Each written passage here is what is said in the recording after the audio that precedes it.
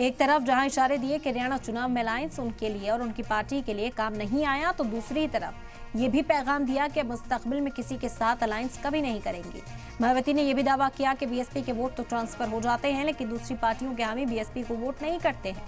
मायावती के हालिया बयान से ये इशारे मिल रहे हैं कि यूपी में पार्टी किसी भी मकामी पार्टी के साथ कभी अलायंस नहीं करेगी।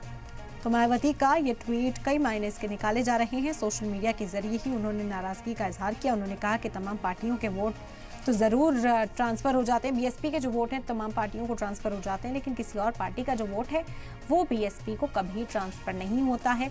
हरियाणा में जो इत्तेहाद किया, जो अलायंस किया, उससे भी इस वक्त मायावती खफा नजर आती हैं और उनका कहना है कि जिस तरह से शिकस्त का सामना उन्हें करना पड़ा है इत्तेहाद के साथ, अब वो आगे से इत्तेहाद नहीं करेंगी।